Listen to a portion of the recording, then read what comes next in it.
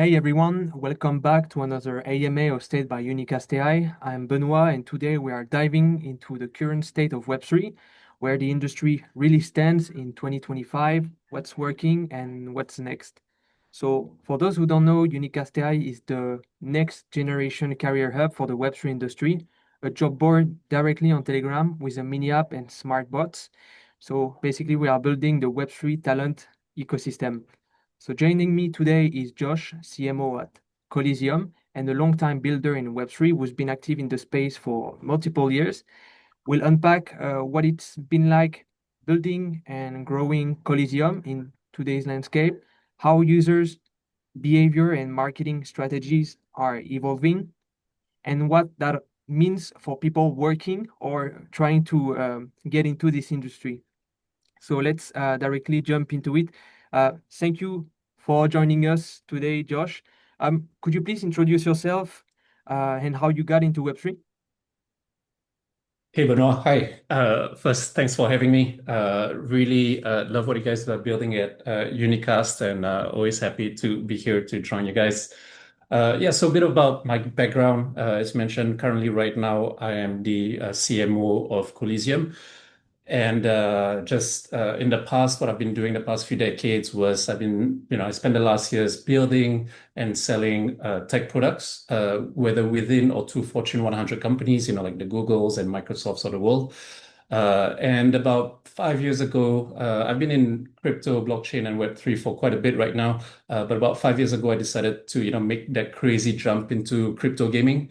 And the main reason is mainly because I genuinely believe that decentralized finance is one of the most transformative technologies we've seen. But for DeFi, we needed a real bridge to sort of for mainstream adoption. And I think a lot of us, many of us saw like 5 years ago that gaming can be that bridge. And I still believe it. And what I've really learned throughout my years before coming to Web3 is that learning from all the clients who process like billions of interactions daily, it's like you really learn that the best technology is invisible, it just works. And for me, really the goal, being part of this whole industry, this whole community of crypto and Web3 and joining Coliseum is really doing just that, is to be able to reach real engagement, real people, and trying to share the technology worldwide. Yeah, thank you. And yeah, talking about Coliseum, can you introduce it? What are you building there and with it for? Yeah, sure. So Coliseum, in very simple words, we actually it's our front end is very simple, but our back end like packs quite a bit. But to really make it that simple, it's a platform for gamers to come and play their favorite games through a tournament platform, and they are able to compete against their friends, against strangers, and at the same time they're able to sort of earn while flexing their skills, because these tournaments could be sponsored or it could be self-funded through the gamers themselves who participate in these tournaments. It's a very simple tool. Currently, right now, we've decided through our beta to build on Telegram itself solely, but we are slowly going to expand on like the base app and also have our own app version. But it's super simple. Just one tap, you're signed up. Find a game that you like, you can participate in a tournament. That's as simple as that. So far we've launched our beta for about 6 months right now. We've run about over 700 tournaments. We've had close to 300,000 participants, mainly in mobile games, but also some awesome PC games like Valorant, um, Overwatch, etc.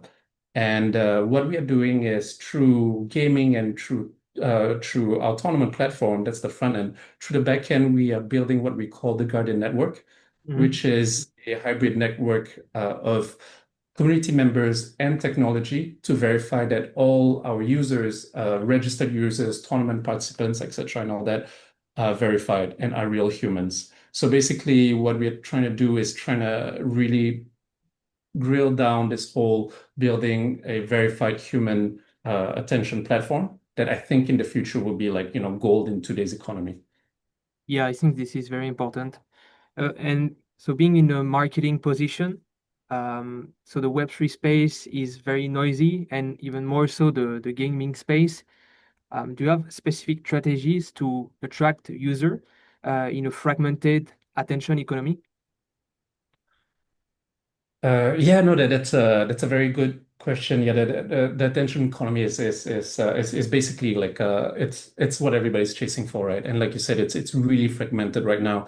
And I think that's the thing, right? I think the fragmented attention economy is actually could be an advantage if you really understand network density over network size.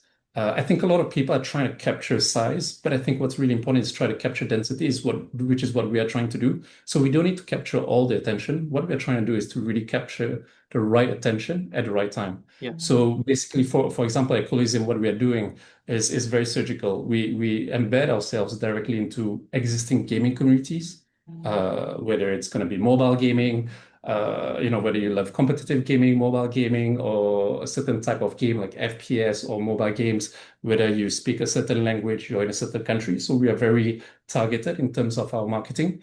And what we are trying to do is we're not trying to change behavior at all. But what we're trying to do is we are trying to monetize existing behaviors. So you guys are playing games, you guys love competitive gaming, etc., and all that. Check out this platform. That's sort of in very simple words what we're trying to do. And I think one of the best examples that what we are doing sort of work is just earlier this month we started to launch paid tournaments, right? So we launched our first paid tournament. We restricted to only 500 participants. We had 600 participants participate. So basically, what used to be like, hey, come and play on Coliseum and you can earn if you win. Now it's like you have to pay to participate in a tournament on Coliseum, and then you might earn if you win. So I think that, and we had like we were oversubscribed. So I think it really sort of proves that if you build the right tool, you do not have to incentivize people. If you target the right demographic in this attention comedy, like in economy, you don't have to incentivize people. If your product is what they want, if the product is what they need, and if they enjoy using your product, that's how I feel about it. Yeah, okay. And so what is at the moment the most popular game on the platform? Is there one specific? Is it a Web2 game or a Web3 game? I mean, right now, to be honest, it's traditional games. It's Web2 games, right? It's traditional games that are the most because we targeted gamers, not specifically Yeah. Web3 Okay. gamers. So we targeted gamers in general. And the most popular really is really interesting because it really depends on the community that we're targeting, right? So if we are looking at Southeast Asia, for example, most popular games would be mobile games, whether it's like PUBG Mobile or Mobile Legends. If we target, for example, North America, it would be more like console or PC games. So we have Okay. like Marvel Rivals, Valorant that are really popular in terms of tournament. And in certain countries and certain demographics, we have like chess being a very popular game. And so it really Wow. depends. Okay.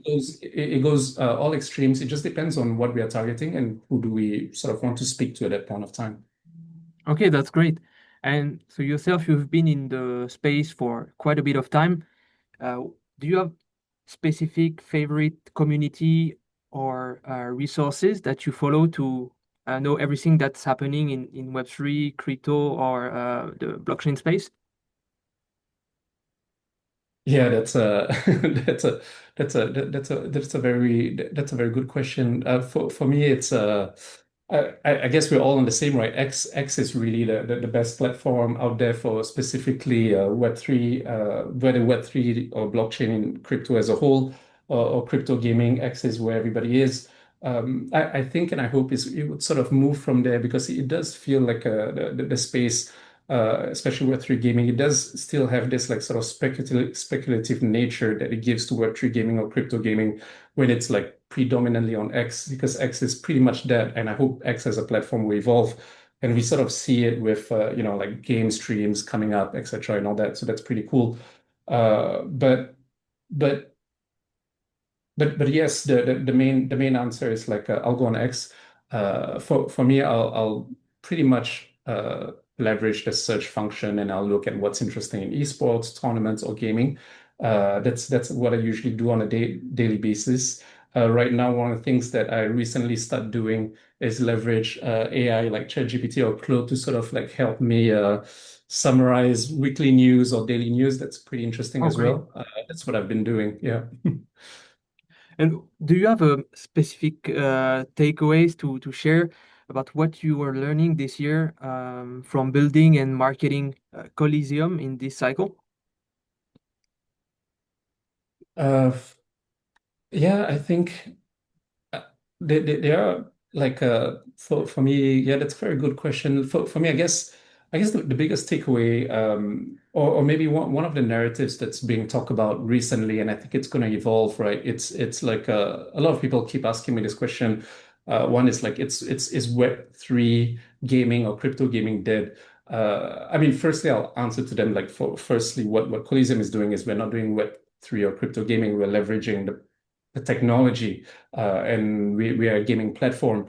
And I think in general, that is what's happening to industry. I think the category of Web3 gaming and crypto gaming is sort of dead. And that's a really a good thing, because what has survived is like great games that sort of happen to use blockchain technology. So I think the sort of like my biggest takeaway is like sort of the whole ideology like of like what Web3 gaming is sort of dying, and people are just going back to the basics, doing great marketing, great ads of great products. I think that's sort of where we're at right now.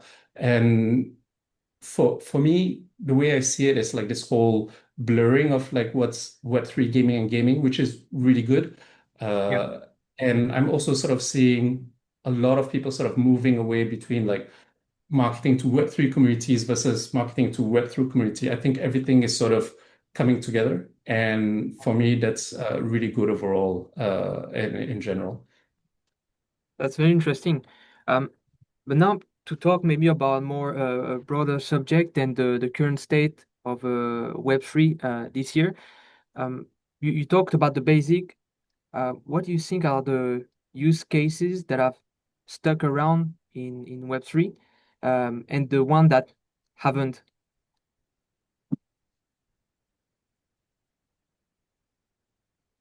Yeah, I think, okay, sorry for this. Are we talking about Web3 in general or Web3 gaming? No, I mean, yeah, Web3 more general, the space itself. As often, the cycles are very much about something being trendy at the moment. So for these years, what do you think are the use cases that have that are the most relevant and the one that you think are not relevant or will not be that relevant in the coming months or years? Oh, yeah, okay, I understand. I think, yeah, that's for me, I think, and we see it with every cycle, right? I think mainly it's going to be very much product led. And I think this year's cycle, it's going to be pretty much combined together with AI as well. And I'm not using the term AI as like a, like a hype term. I really think that in terms of what we've been building in the whole blockchain and crypto space the past few years, the past few cycles, a lot of it can, I think the ideology or the aspirations were right, but the technology has not caught up yet. And I think what AI sort of really be able to help us do is to sort of help us bring that technology to the same level as the aspirations and inspirations that we have previously. And I'm talking about like in every way, right? Whether it's DeFi, InfoFi, AI will be able to, one, help builders build faster, to help users really try to understand what they're using, the tools they're using, and try to avoid certain mistakes. I mean, we all know how hard it was to get into DeFi or Web3 gaming. You have to like get your wallet, you have to do this, you have to do that, and it can be really confusing. I had like the most intelligent people, like some friends who literally asked me how to build wallets. And I think now with being assisted with AI, whether to build or whether to use, I think that's going to be a future narrative. What's Yeah. going to be the product, or what's going to be the products that are going to be trending? I really think it's going to be back to basics. I know we've got a lot of things coming out like social fi, info fi. I think this sort of that's going to be the next Web3 gaming, I feel, where it's going to be sort of we're going to sort of lose momentum there, because again, they're promoting the wrong thing. They're using the right foundation, but they're promoting incentivization, which I think is wrong. Like, I don't think people for the last decades, I don't think people were posting on X on Facebook. because they wanted to earn. Yes, you have like influencers who do that, but in general, people are commenting on X because they're just there and they like doing it. And I don't think incentivizing people to use a tool is the right way to do things. But so I think what blockchain technology is really it's gonna be back to its basics. It's gonna be decentralized finance for the people. How do we save money, earn money, transact with money, transfer money? I think that's really the future of blockchain. That's what it always been. And I think the real narrative is these products being used in gaming, being used in social media platforms, and how they leverage AI to simplify everything. For me, that's, I think, going to be what this cycle is going to be about. Okay. Yeah. Um, so like you mentioned, you are both in Web 2 and in Web 3. Uh, what do people at the moment in Web 2 think about the space? Is there a hype or where do you think is the current opinion for people in Web 2 about blockchain, crypto, and Web 3? Yeah, I think yeah, that's that's really interesting. It really depends on who you talk to, right? So it depends on Yeah. where you are on that adoption curve. So I think there's still a lot of people who are like very close to it, who like closed to the idea of crypto blockchain, still calling it a scam, etc., and all that. And I think we will always have those people, and it doesn't help that we have bad actors constantly that are sort of giving a bad image to the whole industry. But that's that's sort of something that's in every industry. There's always going to be bad actors and bad examples. Um, but I believe I really believe the future of blockchain, the future of the industry is going to be one where we don't even talk about it. So there's no going to be any Web2 skeptics or Web3 evangelists. It's pretty much just going to be there, sitting invisible. People are going to use it. It's just like those early narratives of like, are people going to stop watching television and be on the internet? When internet was something new, people don't talk about the internet anymore. It's just there, it exists. And I think that's sort of going to be the evolution for the next 1 or 2 decades, or maybe even faster with the integration of AI, where people just stop being in one camp or the other. It just exists. I think that's going to be really the future. Yeah, until then, the space is still very crowded, and I think at the moment a lot of projects are struggling to gain visibility. Do you have specific advice, for example, people building a project in Web3 and who are struggling to get ahead in this nosy space? Would it be to, like you mentioned, focus on the basics? Yeah, focus on the basics. I think one thing very important that I learned very early that really helped us with all the products that we've sort of launched. I mean, cut off the noise. There's always going to be skeptics. There's always going to be people who criticize you. But I think what you really need to focus is to find your people, find your community, or build your community. Sometimes you don't need to build it from scratch. You can look for it, whether it's like through Reddit, people who follow certain GitHub repos, etc., and all that. It depends on what you're building. There's specific um, strategies for that. But while you're thinking, building, or ideating your MVP, really focus also on what I call your MVC, so your minimum viable community.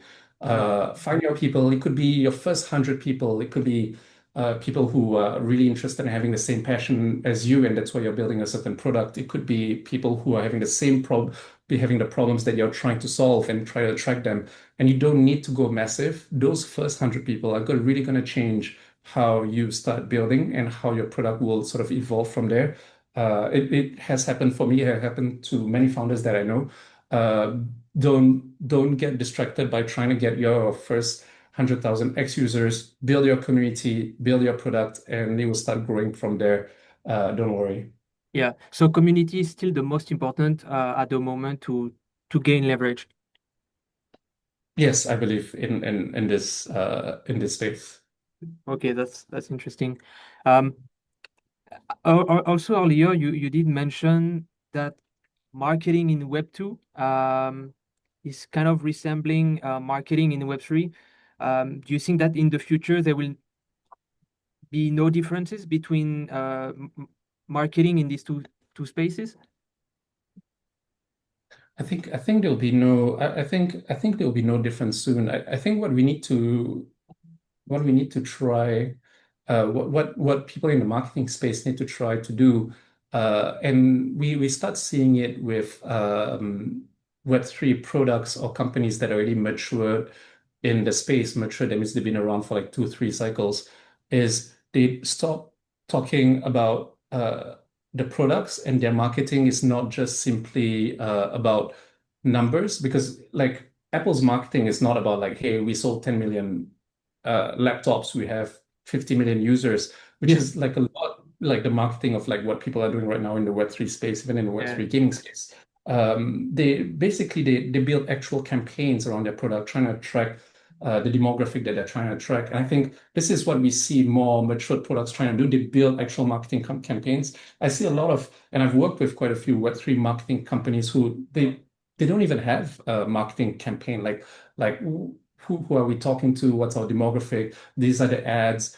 So campaigns that don't just talk about the product, but talk about the people using the product, and less about the tokenomics, less about the technology. So I think we are not there yet, but I think the mature ones are moving towards there. And I think the AAA Web3 gaming studios are moving towards there as well. We see it with like Off the Grid, etc., and all that. So I think it will definitely evolve. It will definitely start to like people will start seeing that like, hey, let's go back to basics in terms of marketing. Let's do proper marketing campaigns, and let's try to appeal to the targeted audience that we're trying to target. I think that's going to be sort of the evolution that we're going to see.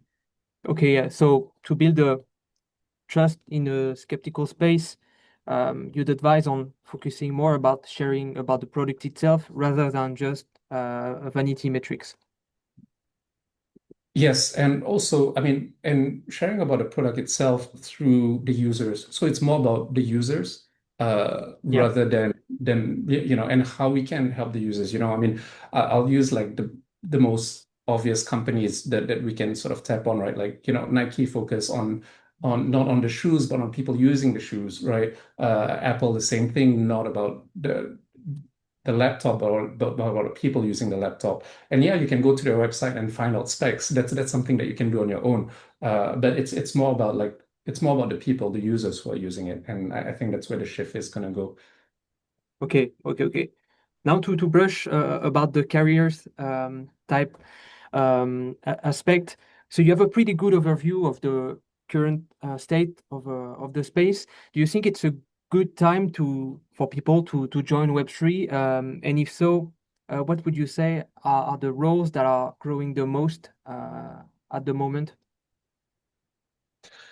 I think it's really a good time. I mean, right now we see things are picking up. In general, the market is picking up as well. Yes, there's ups and downs and certain certainties. But in general, globally, everything is sort of picking up, and the Web3 space is really growing. For me, I think, and I'll speak specifically on the marketing side, because that's sort of where I'm sort of really focused on the tech side.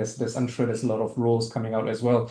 But I really believe, and it goes back to what I was saying, right? Like the basics of marketing. I really believe, like right now, a lot of Web3 companies have been poaching the past few months or 2, 3 years people who were in the crypto Twitter marketing space, and who was sort of like, caught lightning in a jar, and was sort of be able to grow their community, etc., and all that. And these numbers, these metrics are important when you want to attract a lot of users to your product. But I think what a lot of companies are seeing is they are lacking a lot of talent, a lot of people who have the foundation of building a marketing team, building a campaign, understanding what SEO is, how to sort of really optimize your ads, etc., and all that. I think a lot of Web3 companies are missing these kind of people with these kind of foundations, and I think a lot of them, and I see especially in larger projects, right, like in chains and in Kexes, they are building Web3 companies like traditional companies with these traditional roles, which you don't see in Web3 companies. And I think slowly we'll start seeing that. That's my belief. Now the question is like whether the talent will make the shift. I think they would, because it is really one of the fastest growing industries. And I think really the community in the industry is is fun and exciting. So I think they would sort of make the jump there. Yeah, and so to stay more focused on the marketing type of things, what are the most important skills in marketing for people who want to stand out in this industry?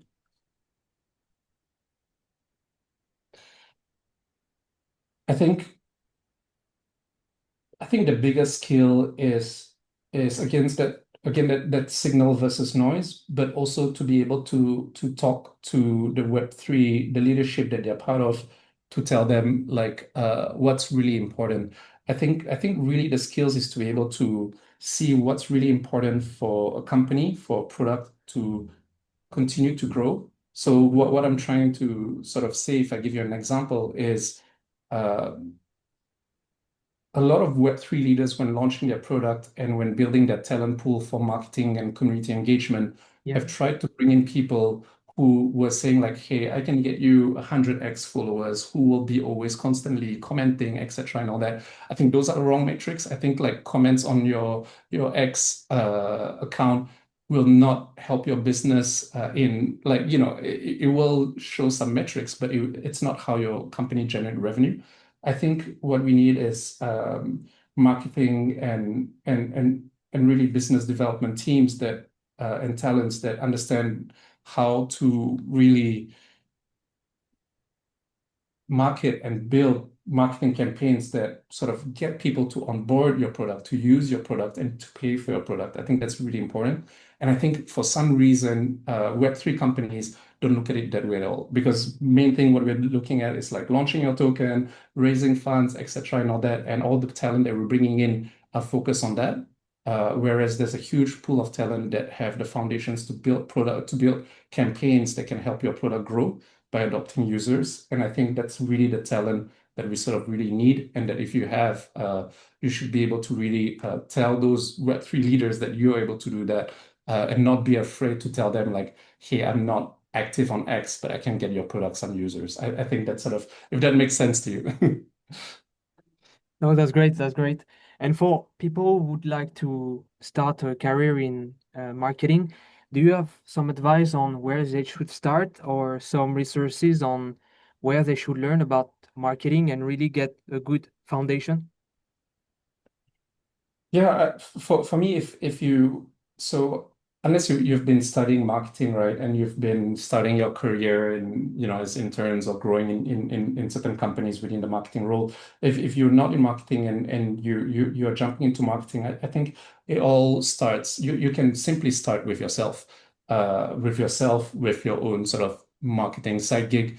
Because that's really the best way. We can give all the theories out there, but the best way to sort of learn is really by doing things on your own. So you learn from your mistakes, you get to test your posts, you get to test your own ads, you get to test, how certain sort of visuals work better than other visuals. So I think really working on your own is going to be the best way to sort of start and come into it.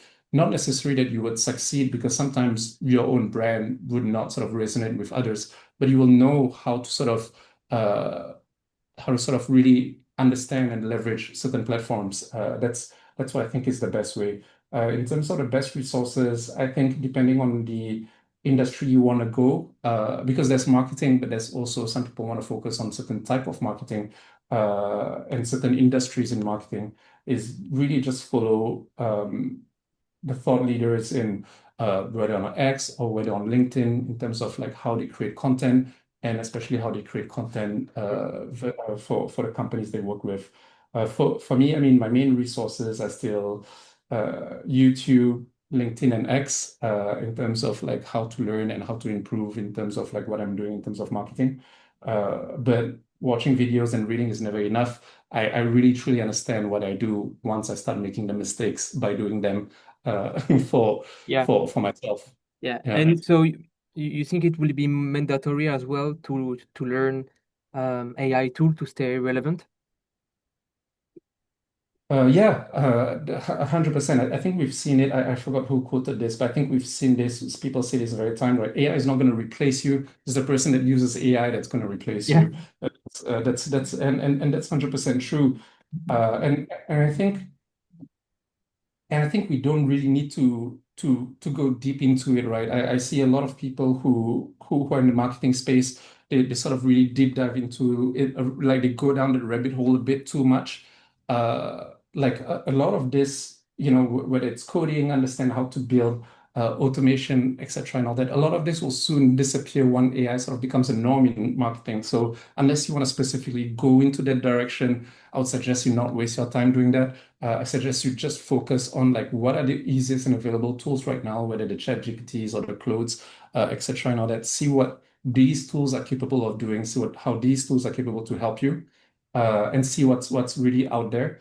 Um, Information right now is really easy to sort of grab and summarize with AI. I think those are one of the things that you should have really look into how to sort of really condense all that information that you have on the internet into things that bite-sized that you can sort of really leverage and use for yourself, for your company, or for the team that you're working with. But definitely AI is going to be in our lives in every sort of in department of a company that we are in, and especially in marketing, 100%. Okay, great. Final question already. What's in the store for you and Coliseum for the rest of the year? Yeah, so Coliseum, we've been building quite a bit, but pretty much low key and pretty much targeted to the community that we're building. So we've tested out our play and earn platform, the tournament platform. We've had 300,000 users, and this is without marketing, without advertising. Then we've sort of beta test paid tournaments, and now we have a few thousand users paying to use our platform to participate in tournaments. So everything is sort of like it's little milestones that we're sort of jumping on. Our next step is to really for us is to really sort of like build a model that's quickly be able to scale and to expand into demographics that we are not in yet. And to really what we are doing in the long term is right now the Guardian Network, it's a community-driven validation platform, sort of like really sort of validate that these are real users. What we want to do is, have gaming as our proving ground, that the technology that we're building can verify human participation at scale, that we have an infrastructure that is sort of actually ready for the entire internet, that we can sort of really be that trust layer for any sort of platform or any sort of industry. Meaning that if you have a social platform, you can leverage our Guardian Network, sort of verify that, the users on your platform are humans and they're not bots, etc., and all that. That's sort of really the long term that we're going towards and that we're building towards. And we're learning through gaming. And what we are really excited is to launch version 2 of our platform in the next coming month, which right now I can't really share too much, but I'll share with you guys as soon as possible once the news is out. Great. Well, thanks a lot, Josh, for joining and sharing your thoughts. For everyone listening, do follow us on X at Unicast AI and join our Telegram job board, t.me/unicastjobs. And of course, check out Coliseum and Josh socials. We'll drop all the links in the description. Do you have any closing words? Josh, will you be at Token 2049 in Singapore as well?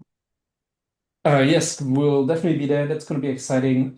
We are working on certain side events and also working with you guys as well. For us, we are pretty excited with what's coming. Our closing words is, I mean, for me, if you are in the Web3 space, continue building, focus on your product, focus on your community, and if you're in Web3 gaming, just remember, Web3 gaming is not dead. It's just a term.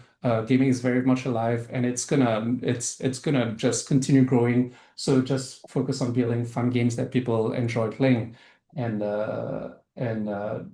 don't think too much about the technology. So yeah, that's pretty much it. Great. Thanks again for tuning in, and we'll catch you in the next episode. Bye bye. Thanks, Manoa. See ya.